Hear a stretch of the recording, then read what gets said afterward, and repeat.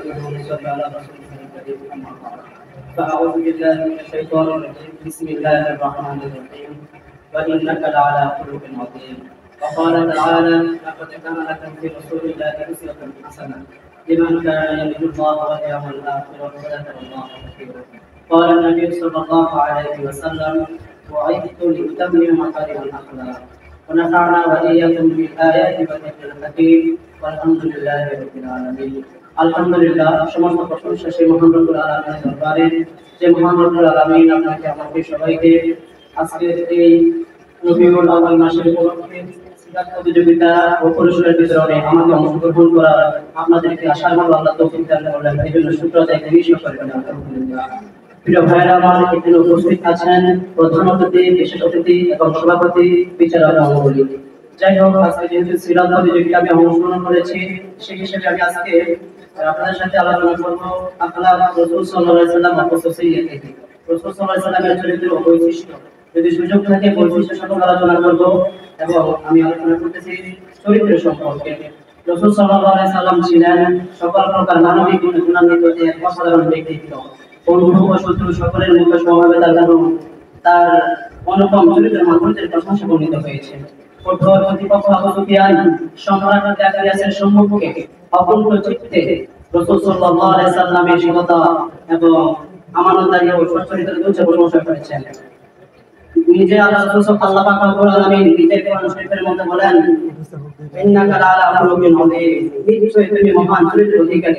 আল্লাহ নবী সাল্লাল্লাহু আলাইহি ওয়াসাল্লাম বলেন ওয়াইসতু লিতামিল মাকারিমাল আখলাক, আমি প্রেরিত হয়েছি সর্বোত্তম চরিত্রের পূর্ণতা দানের জন্য।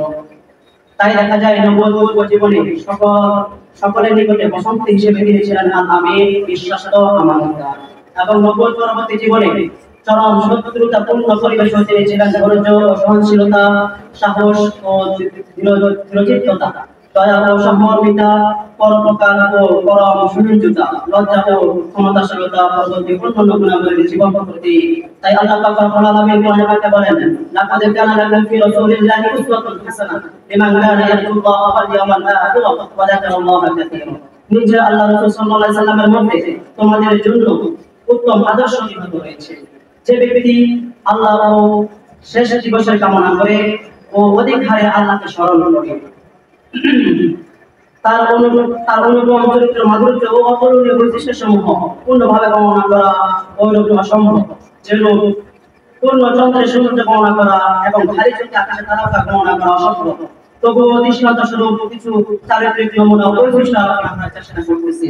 দেখেন ভাইরা, নবী সাল্লাল্লাহু আলাইহি সাল্লামের কথার সৌন্দর্য, নবী সাল্লাল্লাহু আলাইহি সাল্লামের চলার আদর্শ, নবী সাল্লাল্লাহু আলাইহি সাল্লামের খাওয়ার আদর্শ, নবী সাল্লাল্লাহু আলাইহি সাল্লামের ঘুমানোর আদর্শ, রাসূল সাল্লাল্লাহু আলাইহি সাল্লামের ব্যবসা বাণিজ্যের ক্ষেত্রে, রাজনৈতিক ক্ষেত্রে, পারিবারিক জীবনে সব ক্ষেত্রে রাসূল সাল্লাল্লাহু আলাইহি সাল্লামের বৈশিষ্ট্য ছিল পূর্ণতা ভরা। ঠিক কি না বলেন?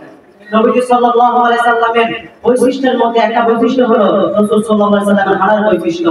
রাসূল সাল্লাল্লাহু আলাইহি সাল্লাম হাঁটতেন কেমন? হাদিসের মধ্যে রয়েছে পাহাড়ের চূড়া থেকে নিচে নামার মতো সমতল ভূমিতে রাসূল সাল্লাল্লাহু আলাইহি সাল্লাম হাঁটতেন। এই ঘটনা যখন আমার শাকাশালীর রহমাতুল্লাহি আলাইহি দরসের মধ্যে ছাত্রদেরকে দিলেন, ছাত্ররা বললেন হুজুর আমরা তো কিতাবে পড়েছি প্র্যাকটিক্যাল দেখেনি, আমাদেরকে প্র্যাকটিক্যাল দেখান। হুজুর বলেছে গতকাল আমি দরসে আসবো, রাসূল সাল্লাল্লাহু আলাইহি সাল্লাম যেভাবে হাঁটছেন ওইভাবে হেঁটে আসবো। এই খবরটা ভারতের সব জায়গায় ছড়িয়ে গিয়েছে, হিন্দুস্তান বলতে সবার কাছে চলে গিয়েছে নবী সাল্লাল্লাহু আলাইহি সাল্লাম নাকি হাঁটতেন, সেই হাঁটার দৃশ্য নাকি আমার চাকাশাড়ি দেখাবেন। সেই দৃশ্য দেখার জন্য তারা রাস্তার উপরে দাঁড়িয়ে গেল। আমার চাকাশাড়ি রহমাতুল্লাহ আলাইহি নবীজি যেভাবে হাঁটতেন, প্রতিদিন হাঁটতেন, তবে সেই ছাত্রদেরকে দেখানোর জন্য উদ্দেশ্য করে এভাবে হেঁটে আসলেন। সেখানে 10 জন পাদ্রী রাসূলের আদর্শের হাঁটা দেখে মুসলমান হয়ে গেছে। সুবহানাল্লাহ। সাল্লাল্লাহু আলাইহি সাল্লামের আদর্শ যদি আমরা আমাদের জীবনে লালন করি, যদি আমরা রাসূল সাল্লাল্লাহু আলাইহি সাল্লামের আদর্শবান হতে পারি, তাহলে দুনিয়াতেও আমরা মর্যাদাবান, আখিরাতেও আমরা কামিয়াব। দেখেন রাসূল সাল্লাল্লাহু আলাইহি সাল্লামের আদর্শকে, রাসূল সাল্লাল্লাহু আলাইহি সাল্লামের সিরাতকে যারা কলঙ্কিত করার চেষ্টা করেছে, পৃথিবীতে টিকতে পারে নাই, তারাই লাঞ্ছিত অপমানিত হয়েছে। বাংলাদেশের মধ্যে আমরা অনেকে দেখেছি যারা দরবারের বিরুদ্ধে কথা বলেছে, সেই বড়টা করে তার হাতের আধারে পাতে বাধ্য হয়েছে। ঠিক কিনা বলেন? অতএব আমরা সকলে রাসূলের আদর্শ লালন করব। তার মধ্যে একটা আদর্শ আমি আপনাদেরকে বললাম, তাতেই যে 10 জন পাদ্রী মুসলমান হয়ে গেছে। যদি আমরা প্রত্যেকটা রাসূলের আদর্শ আমরা মেনে চলতে পারি, তাহলে বাংলাদেশ সোনার বাংলাদেশ হয়ে যাবে। আমাদের ইসলামী ছাত্র আন্দোলন যারা আছি আমরা সকলে রাসূল সাল্লাল্লাহু আলাইহি সাল্লামের আদর্শ লালন করার চেষ্টা করতেছি। যদি আমরা রাসূল সাল্লাল্লাহু আলাইহি সাল্লামের সিরাত সুন্নাত আমল করতে পারি, ইনশাআল্লাহ আমাদের দ্বারা এই দেশে ইসলাম কায়েম হবে। আল্লাহ পাক রব্বুল আলামিন, আমি যা আলোচনা করলাম সে আলোচনা আমাকে আমল করার, আল্লাহ সকলকে আমল করার তৌফিক দান করুন। আমিন। আসসালামু আলাইকুম ওয়া রাহমাতুল্লাহি ওয়া বারাকাতুহু।